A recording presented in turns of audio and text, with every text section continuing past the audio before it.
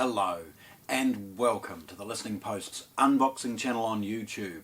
Today I'm unboxing one of the pinnacle in performance subwoofers from SVS, their SB4000, sealed box 4000. This is an amazing subwoofer, easy to set up, easy to use, easy to get the most out of, and oh my god, its performance is good. This thing, it will rattle your neighbour's living room, not just your own. Okay, so firstly we're going to have a look at the box, but this arrived on a pallet. So on the top, I hope you can probably see that there's actually a New Zealand power cord just sort of stuck on the top. This was shrink wrapped with a whole bunch of other things that arrived at the same time. So obviously it's alluding to the fact that inside we're going to see some international power cables rather than the New Zealand one. So that's that one. Okay. Firstly, big boxes like that, they have on them caution team lift, and this is for a good reason.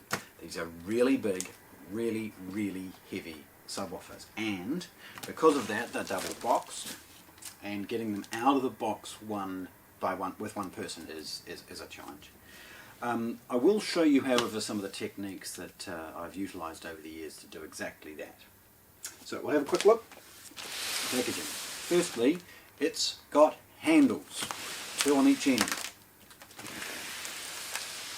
It's got a pictorial and some basic information. Look, on this end, it's got what to expect inside, and in fact a remote control on the grille and other things along those lines. On the top, and I'll just sort of step that forward, are some basic instructions of start here. There's some flaps and things that you will see in the process of opening it. There's some basic information on the top. I mean, the packaging's relatively muted. Look, from this point, if you are opening this by yourself, I'm going to make a recommendation. Grab the end and tip it up. It's more than well protected, so no issues as far as sticking it up on the edge. And then run the craft knife along it all the way to expose the first of the flaps. Now my recommendation at this point is just tape it in place. Stop it from moving around. It's a pretty straightforward look. Sellotape will do. You don't have to tape it. It just means it's going to stop getting in the road. And with large heavy subwoofers like this, it's pretty important. Do the same for what will be the top. And then we've got 2 flaps either side. And again, I do recommend you just pause, tape it back. If there's 2 of you doing this, there's no need to do so. But if there's only one of you, you want to make this process as easy as possible. And doing this is probably one of the most, the best advice I could give you as far as taking this out by yourself. Now, it's really easy to get this product sort of manoeuvred to a point that you can take the box off. Those flaps are no longer going to be pinned in place by the weight of the subwoofer, and you're left with a very easy to remove out of the box. Ooh. Now, I think I have got a little bit of packing tape in the road here. No, it should be coming freely. Let's have a look. It gives you an understanding of just how elaborate the packaging is to ensure that they've protected this for you.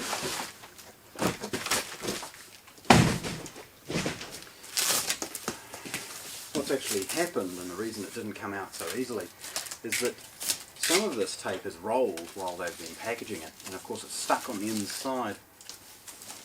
From here, it's indicated, I'll just tip that forward, top side. It's got arrows, it's got you're almost here. You want to open these, very straightforward.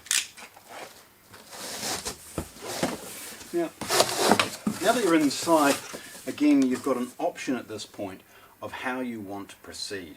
Taping the flaps out of the road is one option, or because they're shorter, just sort of tipping it. And then get this box out of the road. So the easiest is to take the knife, get rid of the tape on both sides.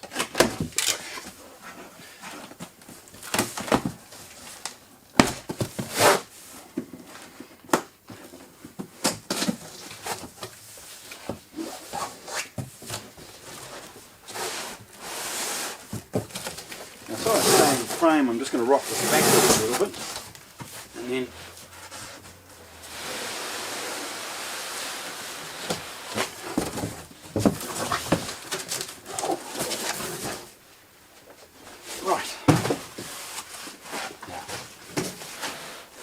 the base of the subwoofer has some additional cardboard on it, and this means that there is a little bit of slip if you're dragging this along a floor, and that's ideal as far as being able to get it to this point. You can understand with the physical mass and physical size of this, the double boxing is really, really important. The carry handles and other features are very well thought out as far as getting this product into your living room. I couldn't imagine trying to get this upstairs with sack barrow or something like that. So having those carry handles, having the double boxing, ensures that this product will arrive to you, to your living room, in one piece. So, well done SVS for thinking through that packaging. So, in here we have, despite the additional one, a New Zealand IEC power cord. And one for the US or something along those lines. We've got a plastic bag with a credit card sized remote control with a little button battery, and a few other things as far as a warranty card and basic information. There's also a brochure about some of the other things from SVS and a quick setup guide as well. Taking it from this next point is very, very straightforward. The closed cell foam, which has been designed to, look at how thick it is, designed to protect this in transit, is cut specifically for the model. It's got some at the back corners as well. There's two other pieces because the front, I guess, is a little bit more protected from a physical perspective by the grille and the foam that supports the grille. The back corners have additional protection to ensure that should they get a knock in transit, it's not going to have any ill effects. Pausing, we'll have a look at the grille. This has a big oversized bag, probably one that's for one of the 6 ones. The steel grille has an advantage. Because these big pegs go into the front so easily, and there's an element of tension to the grille, and it stops it from chattering, holds it in place, and it means that there's no resonance or other things like that, despite it being steel, of course. Cloth can end up with a flapping sound to it, or at certain frequencies sort of a rattle. So the steel is utilised in the bigger subwoofers from SVS to ensure that they can eliminate that, but of course introduce all of the power and authority that they're renowned for. Oh, it's a cutaway here because of the slant that you'll see on the front, and please hang around for some photographs, some close-up photographs of this sub, where you'll see exactly what it looks like with the grille on and off.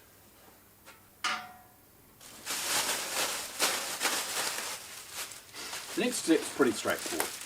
Rocking it off to one side, you can easily get rid of the section of closed cell foam that supports that edge, and then slowly bring it down to grab the other one.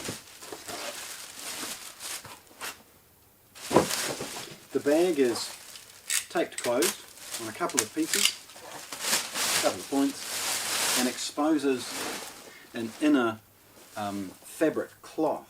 Now the reason for the fabric cloth is that this model is in a gloss finish. The piano gloss gives an elegance to the subwoofer and sets it out from most of the, I guess, cheaper options that are perhaps on the market. This extremely elegant design, it exudes quality from every angle. Again, rocking it around, and we can get rid of the bag pretty easily. Now, worth mentioning, in the bag is a massive desiccant moisture absorber. Right, okay, so looking at the subwoofer. Firstly, on board it's got a 2,500, hang on, it's a 1200 watt amplifier, but it peaks at over 4,000 watts. So I mean, it's a huge amount of power. Certainly able to control any of the lowest frequencies by the fact that this also handles below 20 Hertz. It's been measured down to about 19 if I remember correctly. It uses a unique SVS driver, and that's probably what we're going to have a look at first. The reinforced driver and massive annulus. This is 13.5 inches in size. Of course, with 4,000 watts in behind it, it's going to be told what to do with ease. It's got this huge annulus. I mean, firstly, look at it. It's just huge. The tension, the spring of this is astonishing. Worth mentioning, the annulus rolls out, ensuring that even at peak excursion it's not going to have any flustering effects to the sound. You'll see, obviously marrying up with what was the grille, big holes with rubber sockets to ensure that the grille can seat in firmly and give you no hint of potential movement or chatter. Above the main drive unit is the screen, and please hang around for some photographs. I'll plug a power cord into this, I'll take some close-ups so you can see it. This is how you navigate its setup, change its volume, frequencies, response, all of those types of things. And it's emulated with buttons on the front and on the little credit card remote control. Tipping it forward, you get an understanding of its depth and physical size. And again, as we roll it round, it's worth mentioning as I roll it backwards so that we can see, SVS has adjustable feet. These can be removed and perhaps upgraded with SVS's SoundPath feet. These can also be twisted to ensure the subwoofer is level. Looking at the back, actually pausing for a moment, I just want to show you. Cabinets are extremely important as far as how a speaker, and in this instance a subwoofer, reacts to the pressure it creates and changes in the box itself. Cheaper subwoofers will, fold together a melamine finish sort of thing and glue a few joints, and that's really the end of it. Curves are expensive but vitally important to the way a cabinet reacts. It creates rigidity, it reduces standing waves. All of those types of things are hugely beneficial but expensive to implement. So it's wonderful to see that SVS do this right down the range in their 1000s, their 2000 Pros. All of these have curves in their cabinets. The bracing elements and all of those types of things add a huge amount of rigidity and strength to their cabinets, and obviously avoid issues with standing waves. So, great to see. Okay, the back. Now the back, it's the boring part that faces the wall typically, but it's where the magic really does happen with subwoofers of this quality. At the top, we've got traditional line in and line out. This enables a stereo input to be utilised from a stereo preamp, or a single LFE input for a theatre amplifier. The LFE is clearly labelled, it happens to be the red one in this one, but it's clearly labelled LFE. There's an output enabling you to either daisy chain this to a second subwoofer or use the tape in and out for the purposes of bleeding the low frequencies away into the subwoofer and the high frequencies off to the main speakers. Beneath the ins and outs, we've got a 3 to 12 volt trigger, essentially a 12 volt trigger.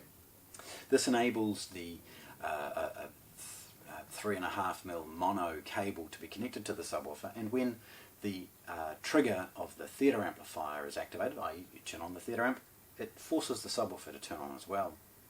This avoids some potential issues with the automatic on and off, where quiet passages for prolonged periods of time will see the subwoofer going to standby. It's forcing it to stay on and be alert and ready for that impact that may be just a moment away. Over to the side, we've got an emulation of the model and serial number and a scan code along with some information. Above that, we've got the Sledge logo. Now, the amplification on board is unique to SVS along with the driver, and the Sledge amplification is a way of them marketing that and to ensure that they have a line in the sand of their quality. The Sledge amplification is now renowned, and one of the many reasons that SVS is so globally dominant in the subwoofer market. Beneath all of that, you've got balanced in and outputs. Now, it's unusual to see a stereo balanced in and out, but again, this is a mark of quality for a product at this level, this performance. You've got a left and right input. This enables the subwoofer again to be part of an elaborate processor for home theatre, or alternatively a situation where you've got balanced pre-ins and outs for a very elaborate stereo system. Again, you can utilise that to daisy chain out to a second sub should you require it. Beneath it is some caution information, an IEC power socket, and a basic but good quality rocker switch for the purposes of turning the power on and off. The back of it is steel, and it's utilised as heatsink for its amplification, and is CNC recessed into the back and then bolted using hex screws. I mean, there's no ability, there's gaskets and other things like that in behind it to ensure that there's no ability for the subwoofer to create any chatter or rattle. Okay. So, spinning this behemoth around and having a look at this beautiful, beautiful product. SVS SB sealed box 4000 subwoofer. 13.5 inch, gets down to 20 hertz, peaks at 4,200 watts. This astonishing subwoofer is very proudly unboxed here at the Listening Post in Christchurch, New Zealand. Thanks for watching. If you want to see more, subscribe to our channel.